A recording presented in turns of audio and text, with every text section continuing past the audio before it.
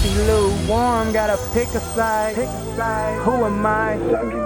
True Jesus sake.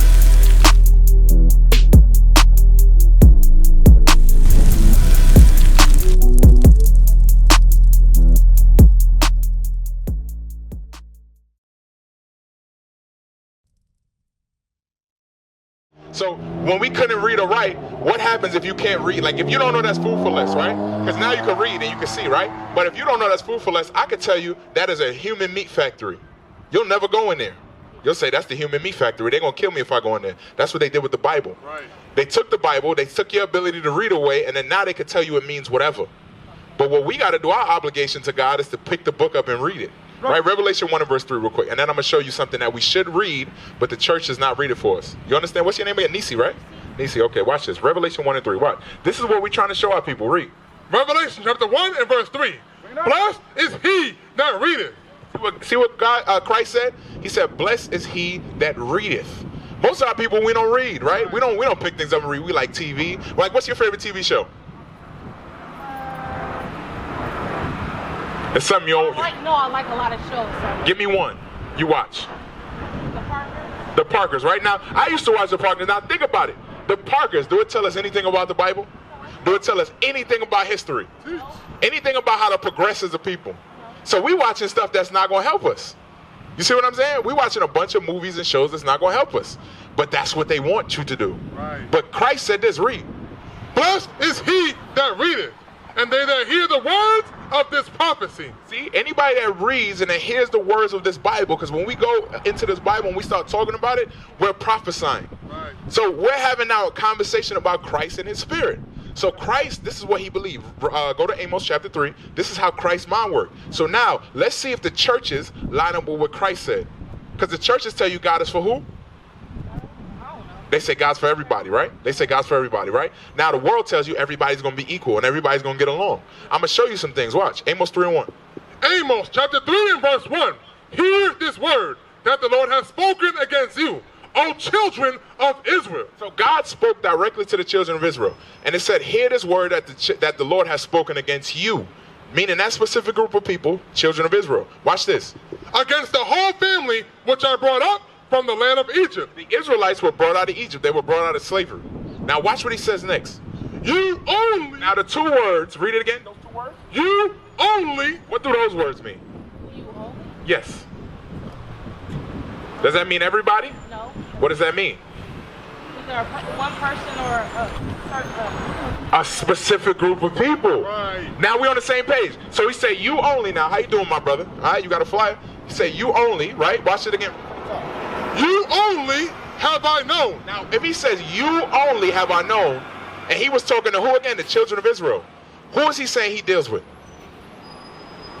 Yeah. The children of Israel, right? Right. Read it again. You only. Watch. You only have I known of all families of the earth. Now, there's a bunch of families on the earth, but God said who he dealt with. Only the children of Israel. There goes, sis, it's connected. I'm taking my time with you, right? Because what we don't know is God only dealt with a specific group of people. Right. Joel 2 and 27. So now you got to ask yourself, if these people did this to you, they put you into slavery, right? The same people that gave you this image and put you in slavery, gave you your understanding of the Bible, why would they give you the right understanding? You see what I'm saying? They lied to you. So now they told you this earth, this side of the world's for everybody, because you probably found that on the internet or somewhere, right? No. Where? What book? I know that. From what book?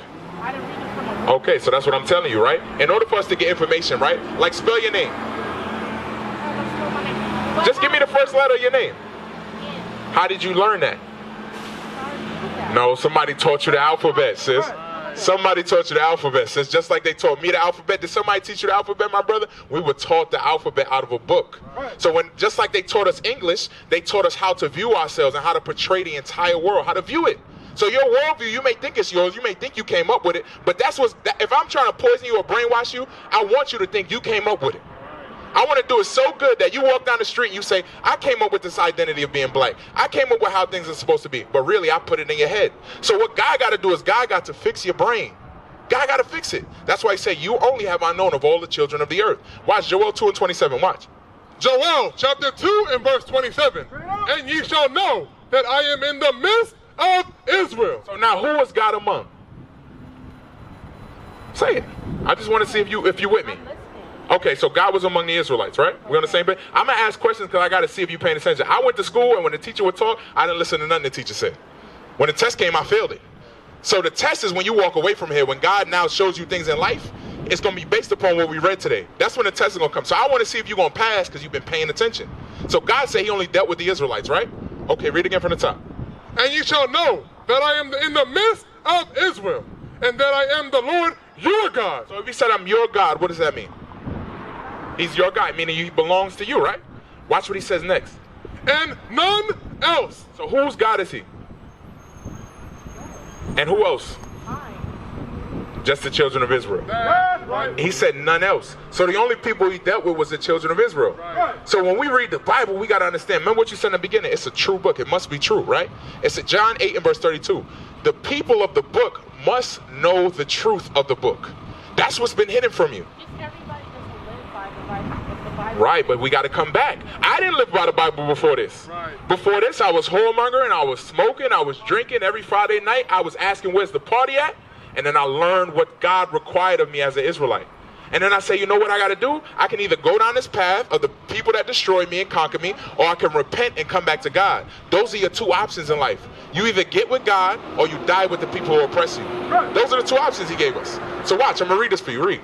John chapter 8 and verse 32. When Christ came on the earth, right, he said this to the people because they had been lied to too. They were under Roman captivity. They were Caucasian as well. He was living under their rule. And Rome is the same thing as America. It's just an extension. America's an extension of that.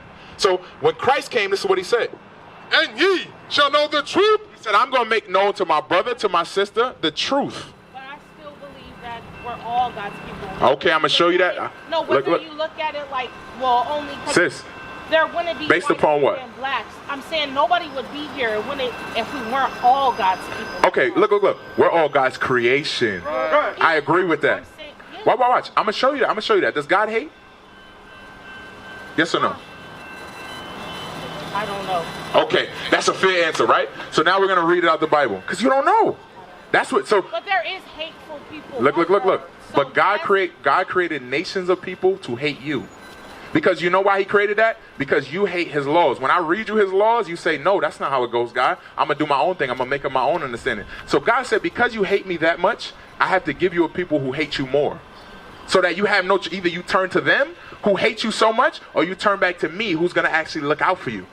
That's what he gave you, the two options. So us being put into captivity, slavery, all these things that you see happening is because we hate God. Right. We were taught to hate God. The churches taught us to hate God. Our mothers, our fathers, the school system taught us to hate God. Everything taught us to go against what's written about in this Bible. What verse were we at before we get to John 8:32, right?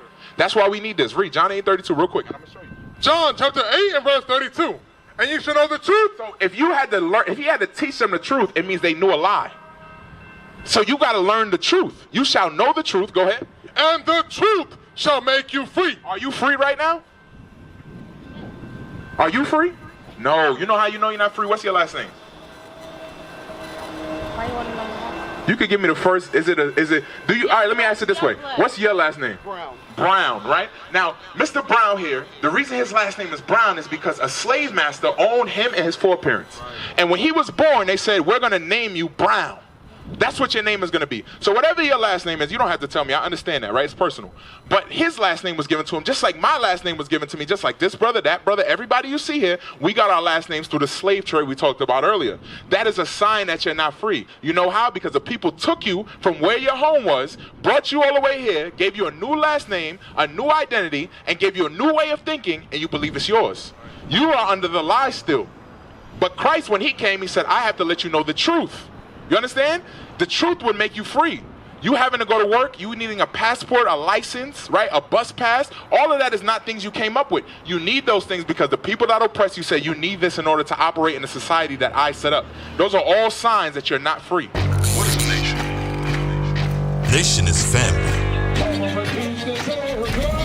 Nation is community.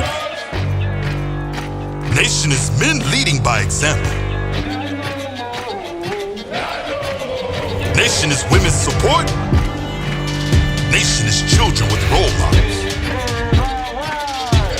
Nation is unity. Nation is